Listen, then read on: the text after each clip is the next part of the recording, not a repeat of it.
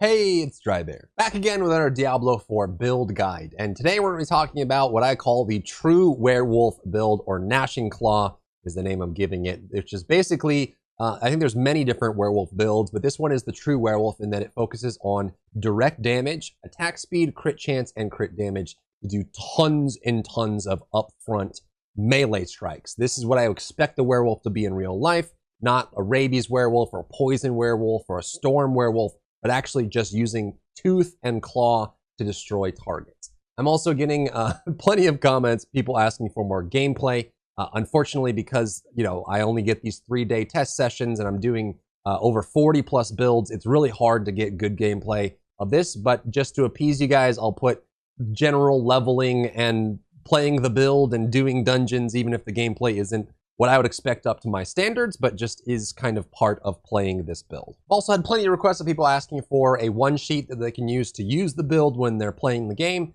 And so I've built plenty of these builds now on d4builds.gg. I recommend using their site. It's the most comprehensive that I think that is out there. It'll include a skill tree that you can click through and find a very early representation of the Paragon board, plus legendaries, passives, and then sequences and abilities for all the things that you'll see today. So let's begin with the build. Of course, it's a werewolf build, so our builder is going to be Claw. This is your basic generation of spirit, your passive resource. This has a lot of different options to it, but remember, we're not doing the modified caster werewolf build. We're not doing the poison rabies werewolf build. This is the true werewolf, the animal, the wild beast that shreds and cuts through flesh. So this is Claw. We're going to be picking up the attack speed bonus plus the chance to attack twice. Attack speed, crit damage, and crit chance are big for this build. It's all about melee attacks and building those up, and we get plenty of bonuses from getting more crits, which you can kind of think of attack speed as helping modify your crit, because obviously additional attacks will have, law of large numbers over time will be able to crit more because you have more individual hits. So increasing your attack speed while also increasing your crit chance will give you more crits over a large, long playing session. So that's what we're going to pick up here. Claw attack speed plus claw chance to attack twice. Next, for our spender, we're going to get Shred, obviously. This is a 3-hit chain. Anytime I can tell this to you, I will. Remember that this is a 3-hit chain. When you use Shred the first time, it's the first attack, second attack, third attack. You have a grace period in between each attack where you can use Shred again to continue the hit chain, and I highly encourage you to always finish the hit chain because it grows in strength. The third attack is always the biggest and the highest damage, and there's benefits and bonuses you get from the third attack. So I've seen people play werewolf and they do 1 or 2 and then they move over user abilities. Make sure you're planning around using the third attack on Shred and use it in sequences of 3 to get the biggest benefit out of it. This is going to be your big spender. It does crazy amounts of damage. We have legendaries that modify this, that give us more spirit generation, more damage, high crit chance, plenty of attack speed, and we have good life steal from it as well. So this is going to be the core of your build, is clawing and shredding. You'll also have plenty of room for passives with this build, so we do want to pick up the crit chance against close enemies. We're going to be in melee anyways. We're going to get free crit chance off of this passive here. This one's a great one to pick up, and then the tree right above us is also really good. Plenty of essence generation, increased damage for Shred, as well as maximum essence or spirit. Now you have some options for defensives. We're going to be picking up Blood Howl because we have ways to modify it, and it gives us crit chance with legendaries as well, so we want that. But I actually opt for going Earthen Bulwark, and obviously having defensives gives you the chance to get Barrier and Fortify, which gives more Overpower. Remember, even if you're not running Overpower, every character has a flat minimum Overpower chance, so you still will get Overpower hits and Overpower crits, and your crit chance will have modifiers for that as well, which is nice. But the main reason why I like Unstoppable, other than the defensive bonuses, is it gives you Unstoppable. And any melee, high movement speed, high attack speed builds that have Unstoppable in them, as well as Ghost Walk, where you can move through minions, I think the gameplay smooths out and it feels way better to have that. You can't have crowd control affect you, and you can move through targets, and we get legendaries where when you trigger Unstoppable, you can move through targets and you get movement speed. And not only does movement speed allow you to get away from danger, but allows you to get into melee range to start dealing tons of damage. And because we have high lifesteal with this build, We like being in melee range, and being there sooner and being there for longer helps us out a lot. We're also going to pick up Bloodhowl in this build. This Bloodhowl fits into most builds just because it gives you free healing. It also gives you free passive. You can pick up resource here. But the main reason why they like Bloodhowl is the legendary that gives us crit chance, but also allows us to, you have the healing on it, and then we can modify it so that it increases your attack speed. So when we Bloodhowl, we heal, which is excellent, but also allows us to increase our attack speed and our crit chance, which is all this build is about. So getting Bloodhowl, maxing it out towards the end of your stat points, your skill points here, makes this build all the better. And if you're wondering, the legendary I'm talking about here is going to be the Night Howler legendary. Bloodhowl increases critical strike chance when you activate it. It also has the benefit of applying to companions and players, and since we're going to be running werewolf pets, it will apply to them as well. And you have bonuses where your werewolf pets, when they hit, if they crit, they get bonus, and if you crit, they get attack speed. So there's plenty of synergy there, which is really great, but this one is important because we want high crit chance. Next, no surprise here, we're picking up Wolves. Excellent damage, tons of output. We also have the way that when you critically strike, your Wolves gain attack speed, which is nice because you have high crit chance with this build and high attack speed that will spread to the Wolves as well. You can also activate them, and there's even a legendary that allows you to reset the cooldown on their leap with different effects, which can be useful, but it's really more of a super late endgame thing. So I'll leave it out of this video for now, but you'll be able to kind of summon these wolves, have 3 of them with the legendaries we're going to run, plus turning them into werewolves, which increases their damage almost double. And then we have the modifiers here where they deal increased damage to targets that are CC'd. And then also when you crit, which is almost all the time, your wolves gain attack speed. So you're going to have high damage output from you and your wolves. And they're a little bit of cannon fodder to help protect you against projectiles and things like that. Going down to Wrath, but call me crazy, but I don't think there's anything in this besides the passives at the very bottom that really benefit this build. Rabies doesn't fit. You're not going to spend time casting Boulder. You're not going to spend time casting Hurricane. You can use Hurricane for your shape-shifting skills, but I don't think you need it. You need more bonuses in other categories. Trample, I don't think fits in this build either, even though you can modify it later as well. I don't think there's anything in this that fits, and we did pick up 2 defensives, and the reason for that, we're going to slot one in, and we're going to lose a Wrath skill. So I think for this build, you skip out on it entirely. And of course, we're going to pick up Lacerate. This one is amazing. It's a 50-second at base, unless they change it. Ultimate, which is incredibly strong. You have a lucky hit chance as well, base, which can scale up.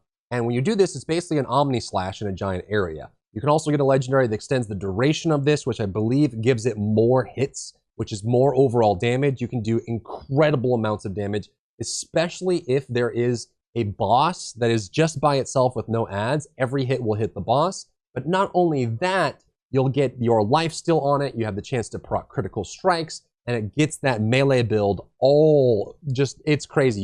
You proc this, and then, while it's on cooldown, you're just shredding. Lacerate comes back, you use it again.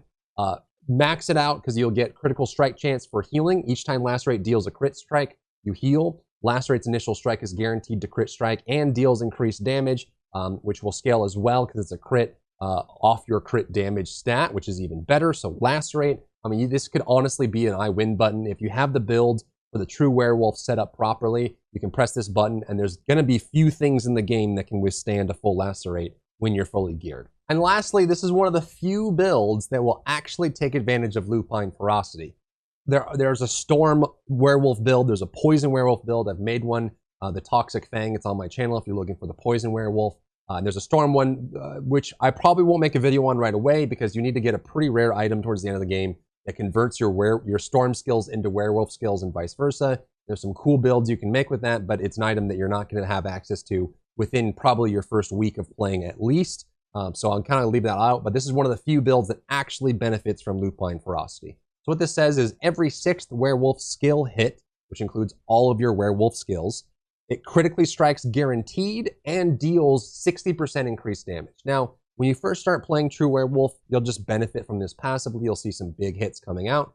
But as you start getting better and better at this build, remember that your Shred is a 3-hit combo, your Lacerate is a 10-hit combo, unless you get the legendary that extends it. So you can start keeping track of these numbers so that the last hit of Shred or the first hit of Lacerate is always one of your Lupine Ferocity bonuses. And it just, oh my god, the damage is ridiculous. Remember, Shred can do AoE as well on that 3rd hit. So you can actually get some just bonkers, like crazy damage numbers out of this build. So we definitely want this as the key passive. Running wolves, and anytime you're running wolves and you have room in your build for the alpha legendary, you want to fit it in because your wolf companions become werewolf companions, which is just cool by itself, but they also increase their damage significantly. We're not going to benefit from the rabies spread here with this build because it's not the poison build, but it still increases their damage a lot. The rapid aspect is insanely good for this. You get high scaling attack speed up to 50% for your claw, which increases your builder, higher chance for crits, which scale your pets,